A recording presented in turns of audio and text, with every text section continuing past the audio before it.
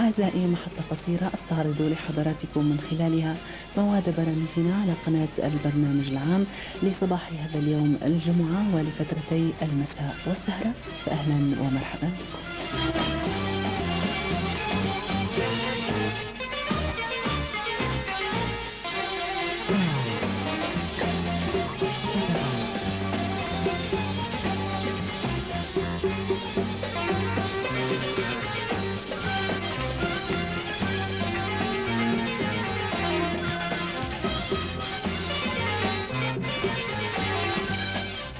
نفتتح في تمام 9 بالنشيد العربي السوري يليه القرآن الكريم فحديث الجمعة الديني.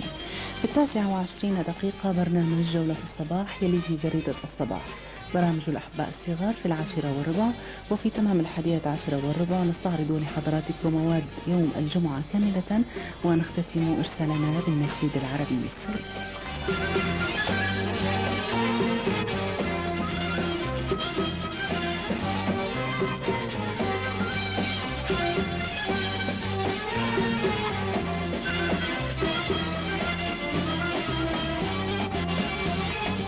نعاود إرسالنا ونفتتح بالنشيد العربي السوري في تمام 41 دقيقة.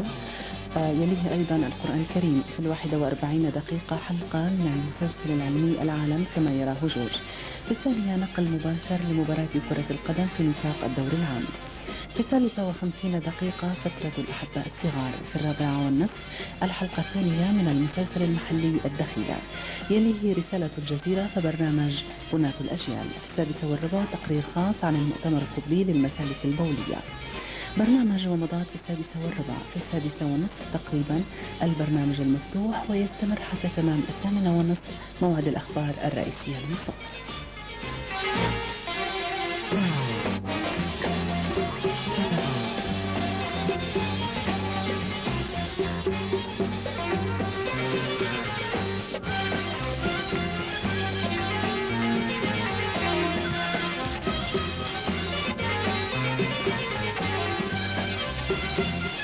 السهرة في يوم الغد تبدأ في 9 مع برنامج أضواء على الأحداث، ومن ثم نقدم لكم الحلقة السادسة من المسلسل العربي اللعبة المجنونة.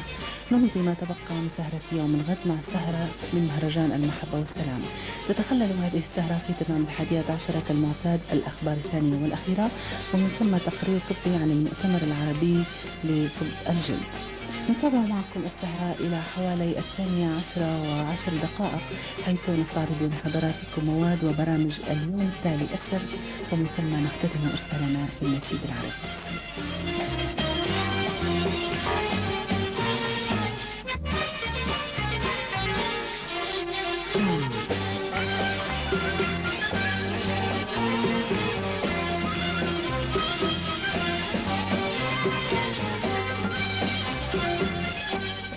أيها الأحبة، قدمنا لحضراتكم عرضا لمواد برامجنا على قناة البرنامج العام لهذا اليوم الجمعة. نشكر لكم إصغاءكم ومتابعتكم إلى هنا، ونأتي إلى نهاية إرسالنا لهذه الليلة. يطيب لي ولأسرة البرنامج العام أن نقول لكم أحلام وردية وليلة سعيدة، تصبحون على